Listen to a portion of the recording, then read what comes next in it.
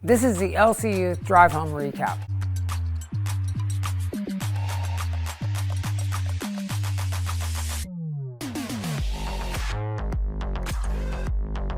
Tonight at LC Youth, we concluded our series in contrast. We've been looking through the book of 1 John and talking about the contrast that there is between living a life of following Jesus and one that is not following the Lord.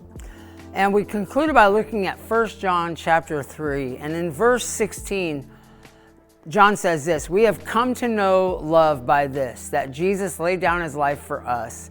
Thus we have to lay down our lives for our fellow Christians. But whoever has the world's possessions and sees his fellow Christian in need and shuts off his compassion against him, how can the love of God reside in such a person?" We started by talking about sibling rivalries, and I'm sure if you've got a brother or a sister or multiple brothers or sisters, you understand that rivalries happen. And we talked a little bit about the first sibling rivalry in the Bible, which was between Cain and Abel, and that led to the first murder in the Bible. And in this passage in 1 John 3, John talks about that act of Cain murdering his brother. And a lot of us could say, well, I've never murdered anybody, so I must be doing just fine. The problem is, the Bible equates hatred for somebody in the same regard as murdering them. So, have you ever hated somebody?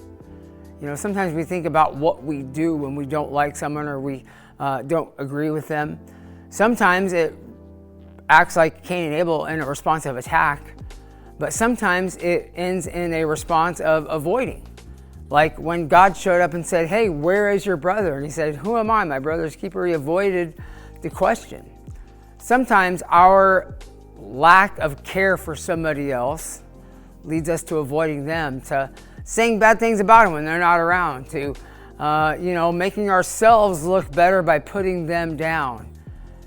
But John says that the love of Jesus is seen by laying down our lives for each other, by taking care of somebody in their point of need.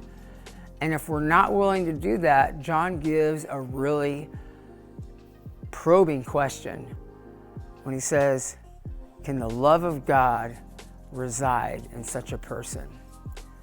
I pray that God's love will be evident in how you choose to live your life this week, and that love would draw other people to want to know more about the relationship with Jesus that you have, that they would see the contrast in your life is so different from this world around you that they would want to know more about the Jesus in you. I pray you have a great week. Love you, and we'll see you soon.